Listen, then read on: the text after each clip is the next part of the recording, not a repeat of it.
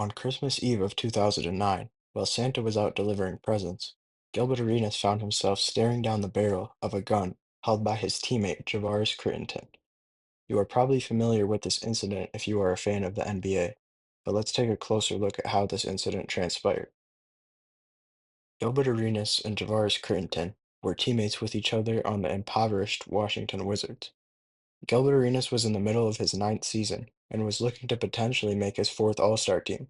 He was having a great season. Javaris Crittenton was on his third team in about 2 years and still looking to find his way in the league. Now, the origin of this incident was when the team was on their way back from a West Coast road trip where they went 1-3. On their flight back to DC from Phoenix, a few players were playing a game of cards. The game included JaVale McGee, Earl Boykins, and Javaris Crittenton. Towards the end of the flight, Gilbert Arenas woke up from a nap and was licking his chops when he saw Javaris was about to lose out, so he joined the game. Javaris was already pissed, and when Gil joined the game, stole his money, and then removed himself from the game, Javaris was enraged. They kept arguing even after the plane landed. Both players laid out threats, and Javaris threatened to shoot Gil.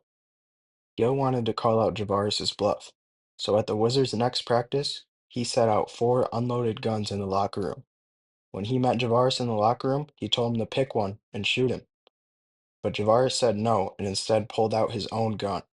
The rest of the team quickly rushed out of the locker room, except for Caron Butler.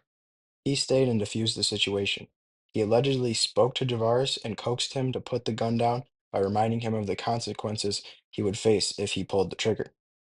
As for Gil, he just slowly walked away as Javaris slowly lowered the gun. Luckily for Javaris, Gil, and the rest of the Wizards players, nobody got hurt. All of the players agreed on keeping the situation in the locker room. Nobody was supposed to talk about what happened, but somehow the news spread, and soon the media was on it. Soon enough, the NBA commissioner, David Stern, found out and he suspended both players for the rest of the season. They also got themselves into some legal troubles from the incident. Javaris pleaded guilty to his gun charges and got some probation time. Gil also pleaded guilty and had to spend 30 days in a halfway house along with probation. Javaris was released by the Wizards after news of his suspension, but Gil remained with the team despite being suspended as well. He returned the next season and was still playing solid for the Wizards, but they sucked as usual, and in the middle of the season, they decided to trade him to the Orlando Magic for Rashard Lewis. Gil's career kind of fizzled out after this, and by 2012, he found himself playing for who else but the Shanghai Sharks. But he has found a way in life and is now a popular podcaster and well respected by everyone in the world of basketball. Unfortunately, the same can't really be said for Javaris Crittenton. After Javaris was released by the Wizards, he would never get another roster spot in the NBA. Like Gil, he found himself in China, but that didn't last very long as he returned to the US after a few weeks. Javaris returned to his hometown, Atlanta. While Javaris was growing up in Atlanta, he was very focused on school and basketball. He maintained a 3.5 GPA throughout high school and was named Mr. Basketball of Georgia in 2006. But things changed for Javaris during his rookie season with the Lakers. He became friends with some LA gang members and ended up getting involved with the Mansfield Crips. This lifestyle ended up carrying over to Javaris's life after basketball. When he returned to Atlanta, he became involved in gang activity. One night, Javaris was walking home after a visit to a barber shop. As he was walking on the sidewalk, he was robbed, but he recognized the person who robbed him. It was Lil Tick, a rival gang member. Javaris wanted revenge. So about 5 months later, he got the drop on Lil Tick.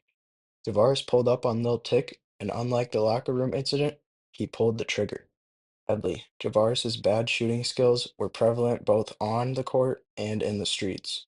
He missed Lil Tick and instead shot and killed an innocent woman, Julian Jones.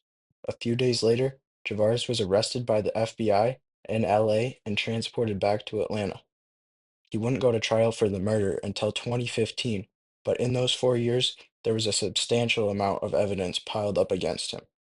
All of his gang involvement and motive for the shooting were brought to light, and Javaris stood no chance.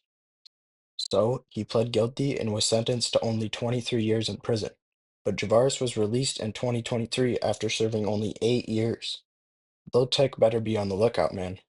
But seriously, I really hope Javaris has been able to get some positive things going for him since his release.